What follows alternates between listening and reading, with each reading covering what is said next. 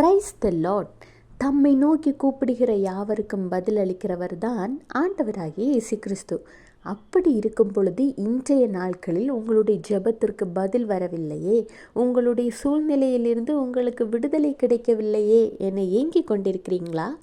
நீங்கள் மிகவும் போராடி ஜெபித்து பார்த்தும் பதில் கிடைக்கவில்லை என்றால் அதற்கான காரணம் என்ன என்பதை நீங்கள் முதலில் கண்டுபிடிக்கணும். கர்த்தர் சொல்கிறார், ஏசாயா 30:19, இனி நீ அழுது கொண்டிராய், உன் கூப்பிடுதலின் சத்தத்துக்கு அவர் உருக்கமாய் இறங்கி அதை கேட்ட உடனே உனக்கு மறு உத்தரவு அருளுவார்.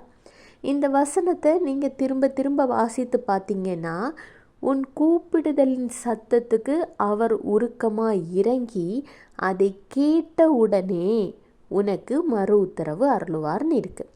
அதாவது கூப்பிடுகிற யாவருக்கும் கொடுக்கிறவர் தான் ஆண்டவராகிய இயேசு கிறிஸ்து. ஆனால் நீங்கள் கூப்பிடும் சத்தம் அவருக்கு கேட்க வேண்டும்.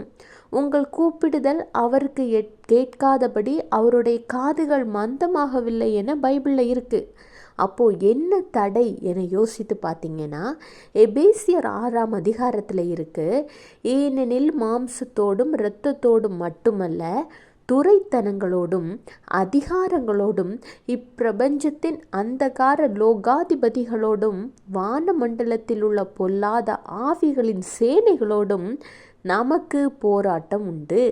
அதாவது உங்களுடைய ஜெப விண்ணப்பங்கள் ஆண்டவராகிய இயேசு கிறிஸ்துவின் சந்நிதிக்கு போய் சேராதவாறு இத்தகைய ஆவிகள் போராடும்.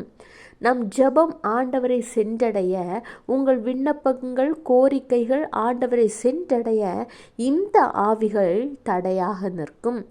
எனவே நீங்கள் ஒரு விண்ணப்பத்தை பண்ணும் முன்னால், உங்கள் தேவைகளை ஆண்டவரிடம் நீங்கள் அறிக்கையிடும் முன்னால், இந்த பொல்லாத சத்ருவாய் சாத்தான்களை கடிந்து கொண்டு ஜெபித்து, அதாவது ஏசப்பா, என்னுடைய ஜெபங்களும் விண்ணப்பங்களும் கோரிக்கைகளும் உம்மண்டை வராதபடிக்கு தடை செய்கிற இந்த பொல்லாத சத்ருவாய் சாத்தான்களை குறிப்பிட்டு அவற்றின் கிரியைகள் நசரேயனாகிய இயேசு கிறிஸ்துவின் நாமத்தினாலே கட்டப்படுவதாக என்று ஜெபித்து விட்டு விண்ணப்பங்களை ஏறெடுங்கள். இனிமே உங்கள் ஜெபத்தை இப்படி மாற்றி பாருங்கள். கண்டிப்பாக நீங்கள் கேட்டுக்கொண்ட காரியத்திற்கான பதில் அற்புதமாய் அதிசயமாய் ஆண்டவராகிய இயேசு கிறிஸ்துவிடமிருந்து கூடிய சீக்கிரத்தில் உங்களுக்கு வந்தடையும். Have a blessed day. Jesus bless you.